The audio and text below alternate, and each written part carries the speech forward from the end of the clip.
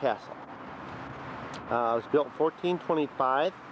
Brochure says that it is the most complete and authentic medieval castle in all of Ireland. It was restored in 1956.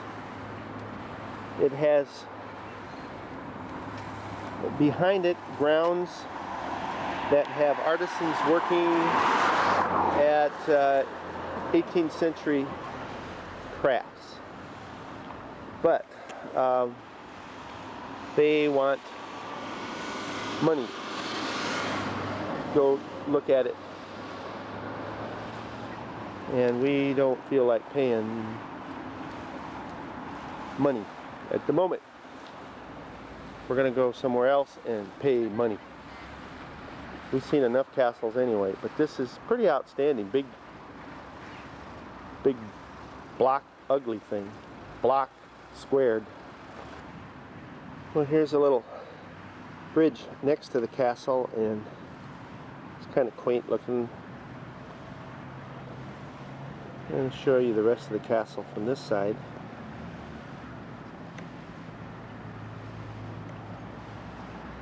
Said it was plundered many times, rebuilt, refurbished, and then plundered again till here it is today. Kind of built like a fat H. Well, we've decided to come back to Adare. So right now we're in their little city park, which is very nice and pretty. And directly behind me is where the village women would come to wash their clothes in the 1800s. Right here. They came down on those rocks. Give me a demonstration, Marie.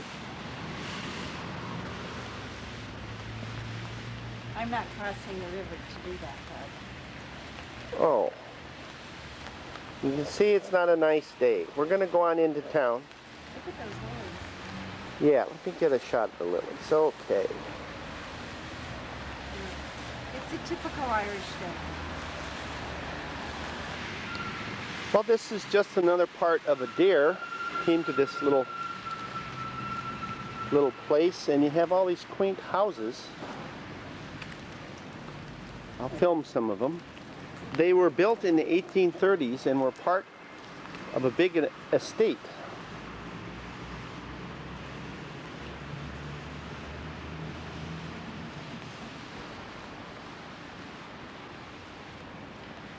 Now they're privately owned.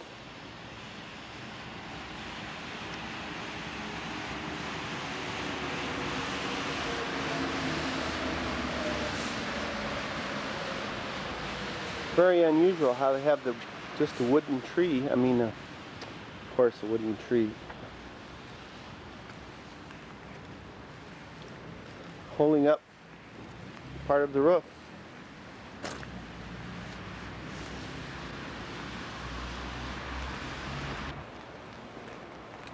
Just another little pretty street with houses. Somerville House, Rose Cottage.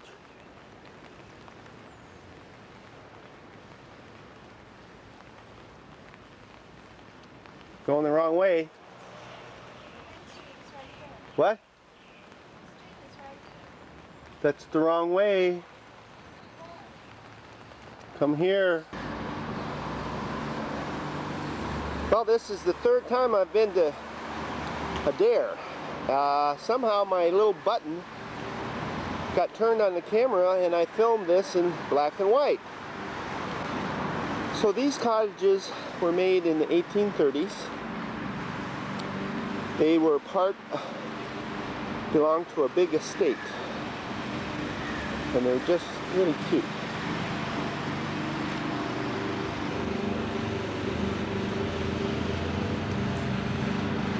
Now, Adare won the Tidy Village Award in 1992. And they've always been high up ever since, but they haven't won it again.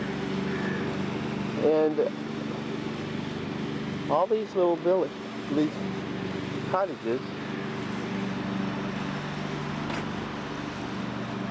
have these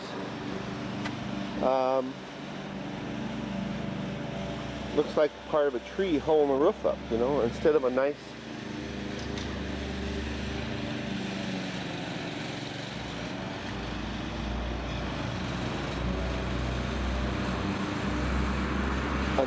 shaved pole.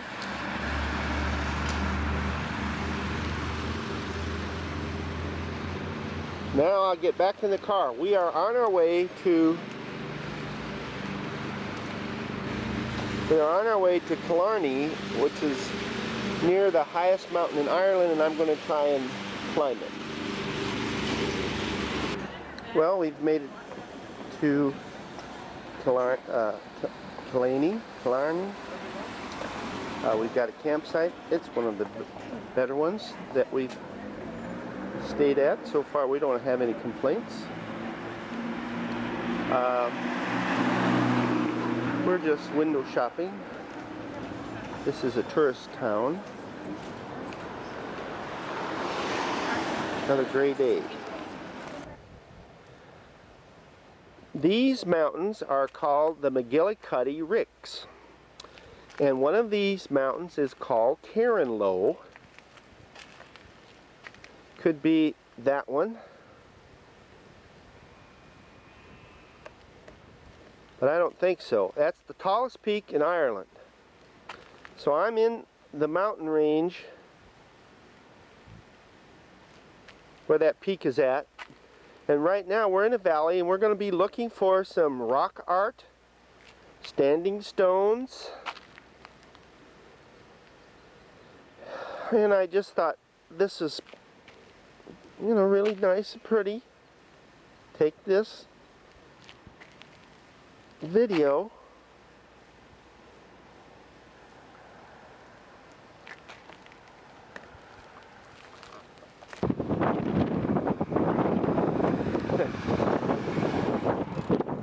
Well, we just came through the Bellalima Gap, which is right up there. And this place is full of sheep, as you can see earlier there.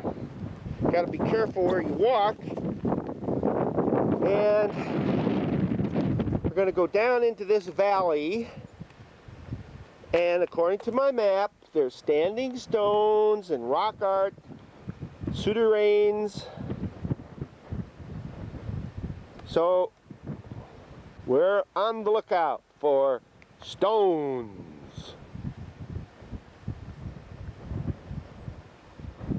This road is something else. Well, I found one standing stone. Right in this area, there's supposed to be rock art. I don't know what rock art is, so I'm going to look. I suspect that it's ancient man's doodling on a rock. There's nothing on those rocks.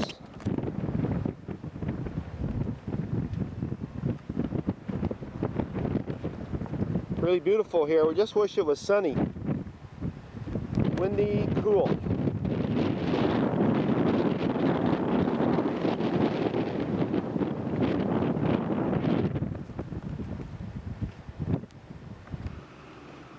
Well, we've come to what used to be a church. There's a graveyard,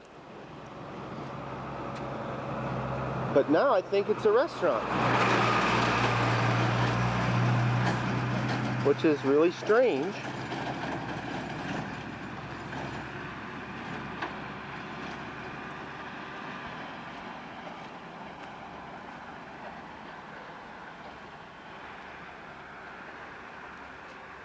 Restaurant and bar.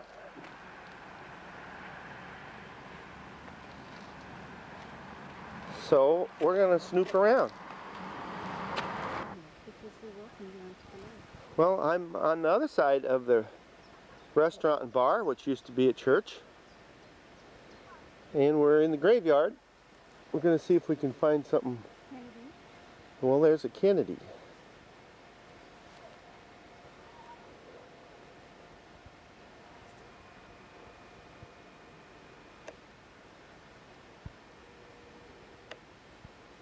You know, he comes from this area.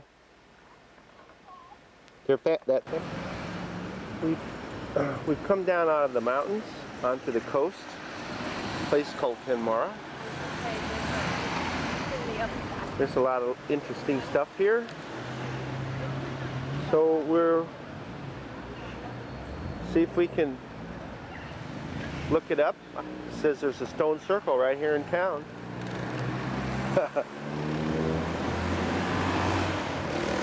And a ring fort.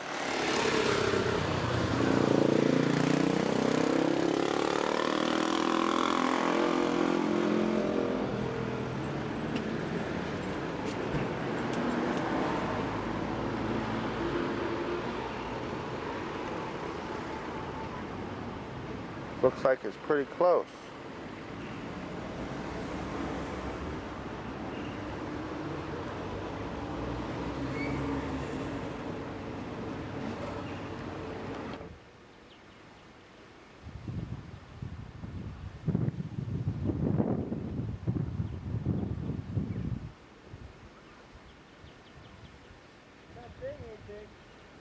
Well,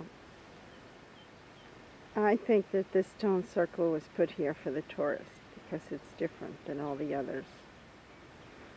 And the stones aren't big enough compared to the others. But Doug thinks this is related to Stonehenge. But he's more gullible than me. So, but this is a pretty town. Burial monument known as the Boulder Dolmen, Oh, rarely found outside southwest Ireland, is within the Kenmore Circle. the Boulder Dolmen. That's a Boulder Dolmen, Doug says. I don't believe it.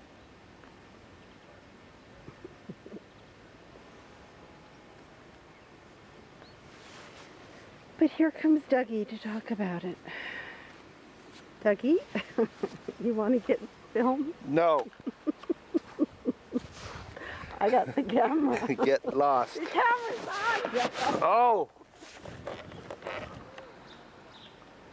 Hey, is this the street? No, Oh, it doesn't look like it. no. I think these were workers' cottages. There's a whole row of them here.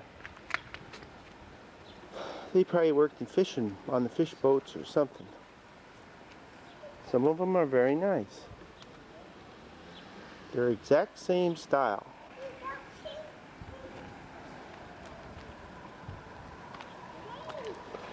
Some of them don't mow their yard.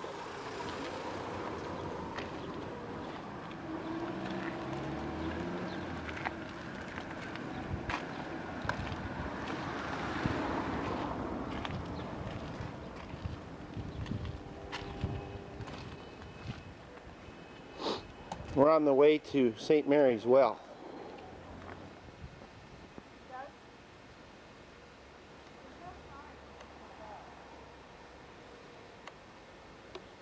I think it's just around the corner, Marie.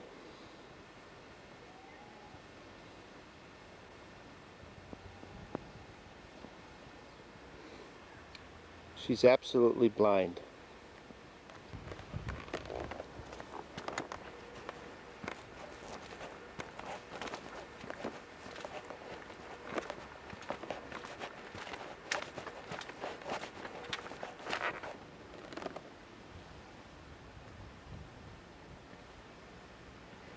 Well, I'm sure the Catholic Church just put this here. It can't possibly be real. But I'll read what it says. Tobar an Mulligan Muir. Holy wells are very common in Ireland and were focal points for the practice of folk religion during the time of the penal laws. 1691 to 1829, when Catholic worship was forbidden. Many wells are believed to have curative powers. They may have originated as places of pagan Celtic worship, which were later blessed and taken over by early Christian missionaries. So do you think this is real, Marie? No, it's man-made. But the water obviously comes out of the ground, and it's blessed by the church, so they call it a holy well, but it's not natural. Well, the spring is. Now, what is kind of nice is that Flowers. right next to it, they've made a brand new church. Is that what that is? What else would that cross be on that building for? I don't know. Today is Tuesday, about 9:20 in the morning. That is Carintohee, and looks like I may have a lot of climb out of the clouds. So hopefully this portion over here is where I got to go up. That's going to be tough. It's called the Devil's Ladder. And then I go through Crisis Ladder, and then I'm on top. Oh boy. Well, when I took that film, I was about 8 kilometers from Carintohee, and now I have to admit that I wasn't even shooting the right mountain. I'm going to be in clouds most of the day, but I start right at this point, and I go down through there. I have to cross over a couple of streams. I've got a little mist in the air, so I hope it's not going to be too miserable. But I seem to be, the trail starts at this farmyard. And let's see here.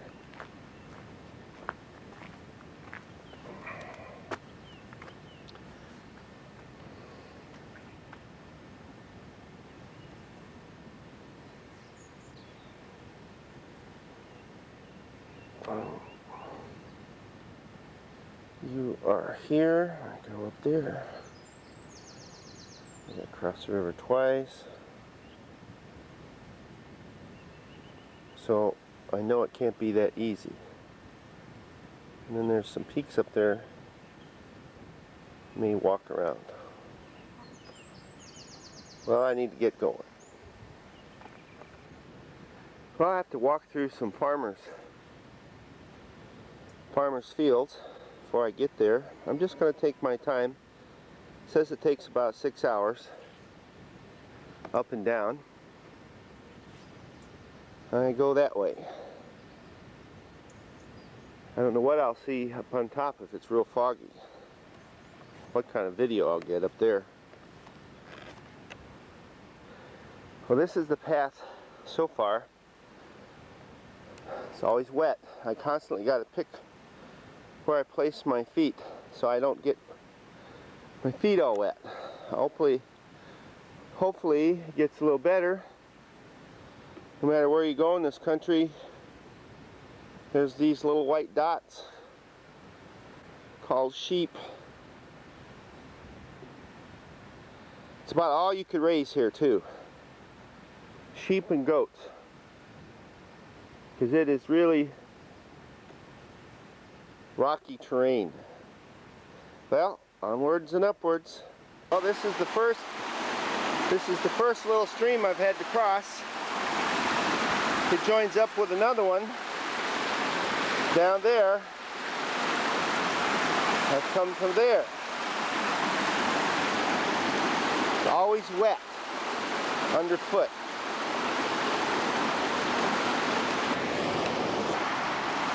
Somehow I lost my trail and got on the wrong side, and I crossed right there. I've been working my butt off. There was a nice trail. Oh shit. Well, I'm leaving the stream for a while. I've been walking for more than an hour. Came from way down over there. Haven't come to the lakes yet. And then I got hellacious steep to climb for a while. This is tough. Well, I've made it to this mountain valley. It's really, really beautiful. but you can see low cloud cover. And here's the first of the lake. There's another one I come to. Haven't seen any evidence of early man.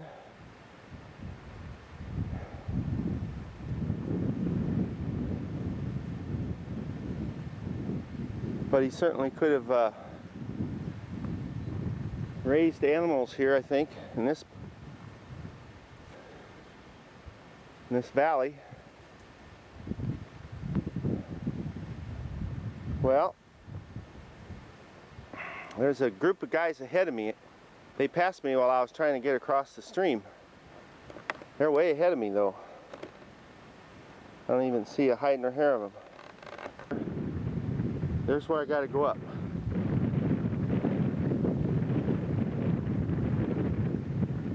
I don't see a trail at all.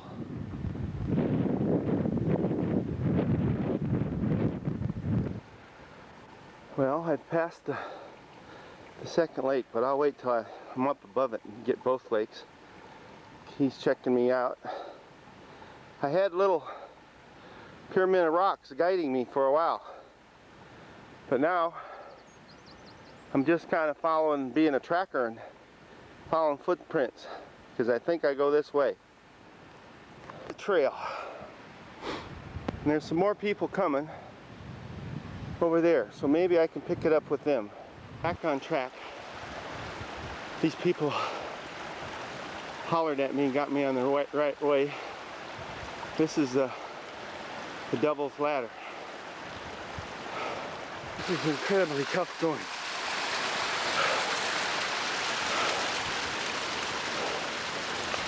I'll probably get left behind again.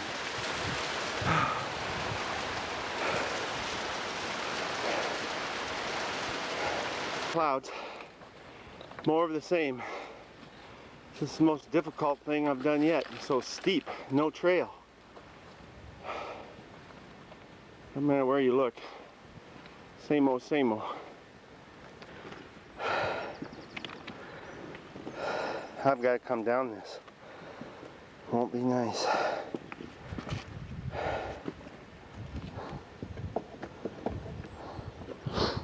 That's about the hardest part right there. But I got up here to the top of the Devil's Ladder.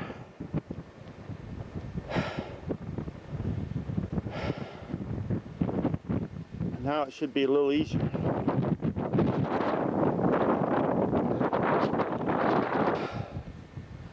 Approaching the top. It's 1:45. And I left at 9:30. And it's been a long haul so far.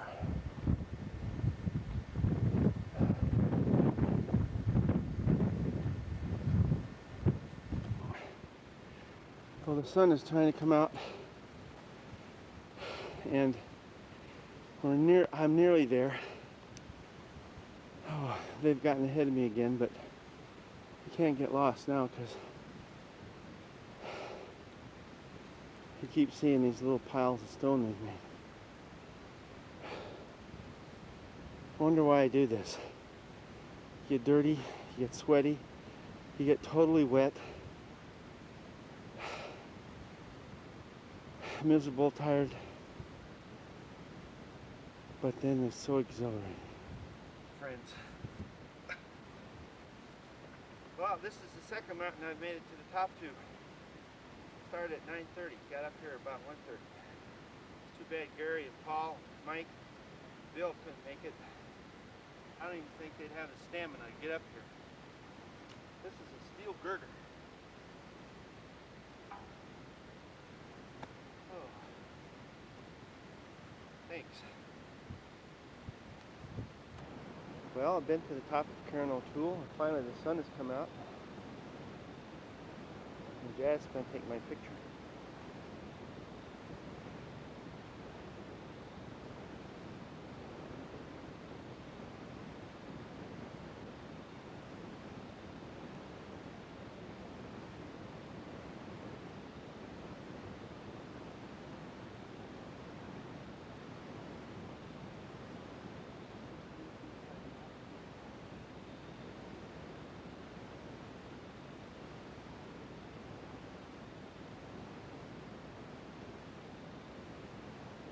hate to leave.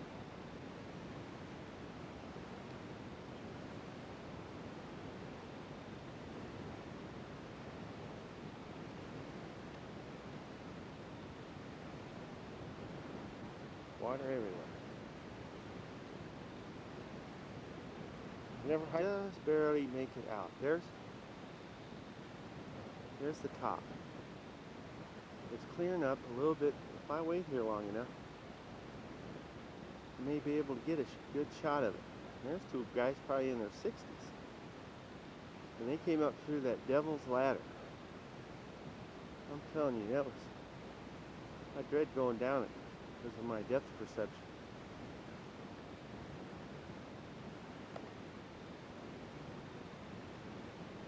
But now,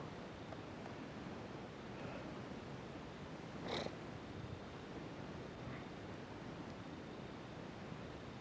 clearing up.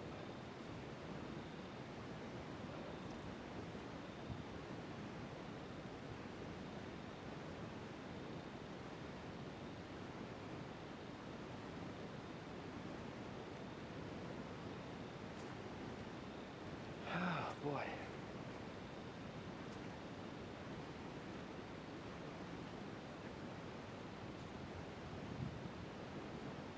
Yeah, I'm gonna.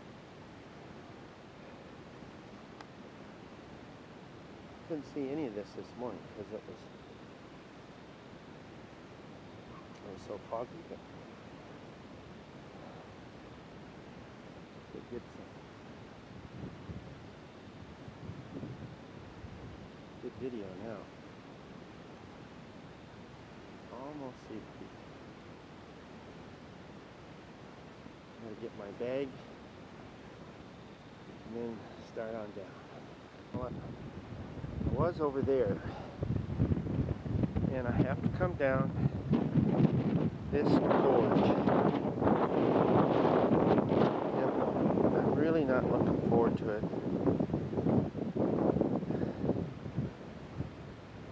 I met those people.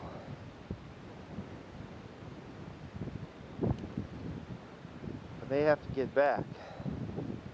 And I was hoping it would clear enough where I could get a shot of the top, but it doesn't look like it. It's socked in again up there, so they're at least 30 minutes ahead of me. Hello?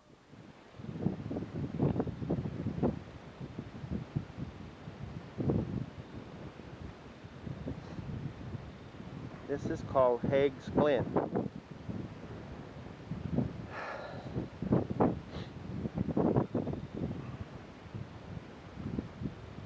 And there really isn't from this point, you just make do all along there until you pick the trail back up again. But there's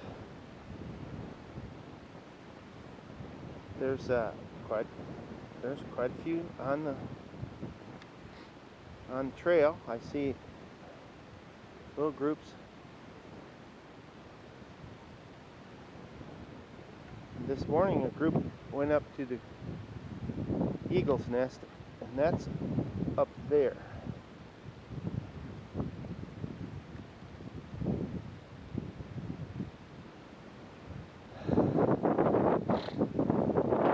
So you just slowly got to pick your way down.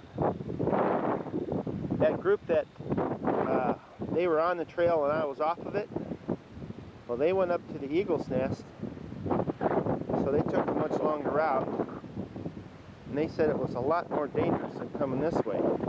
But I beat them up to the top because it's shorter.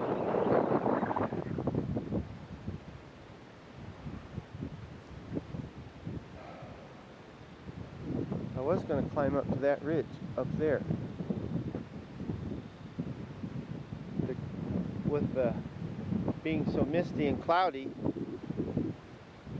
it is changing. So one moment it's sunny and the next it's not.